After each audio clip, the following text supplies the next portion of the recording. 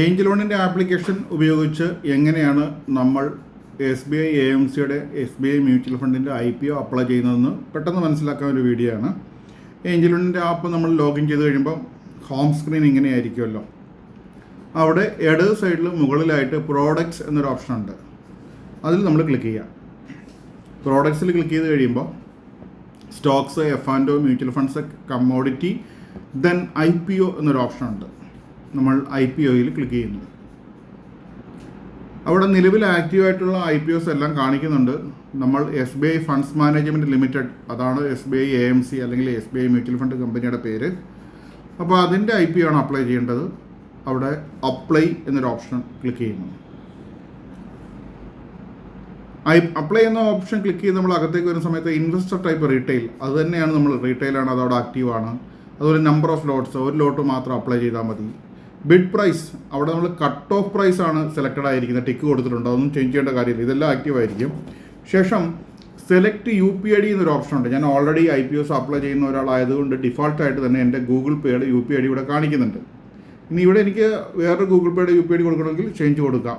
ശേഷം നമ്മൾ എന്ത് ചെയ്യണം, അവിടെ ഗൂഗിൾ പേ എൻ്റർ ചെയ്യണം.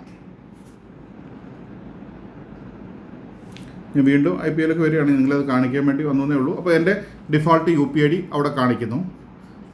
ശേഷം നമ്മൾ അപ്ലൈ ഫോർ IPO കൊടുക്കുക. ആപ്ലിക്കേഷൻ പ്രോസസ് നമ്മളുടെ മൊബൈൽ ആപ്ലിക്കേഷനിൽ ഇത്ര മാത്രമേ ഉള്ളൂ. അവിടെ നമ്മൾ ബാക്കടിക്കുന്നു, പോകുന്നു.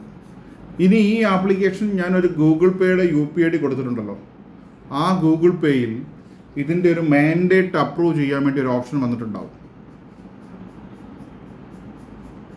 ഇവിടെ വന്നിട്ടുണ്ടോ എന്നുള്ള കാര്യം നോക്കണം. നിലവിൽ ആക്റ്റീവ് അല്ല.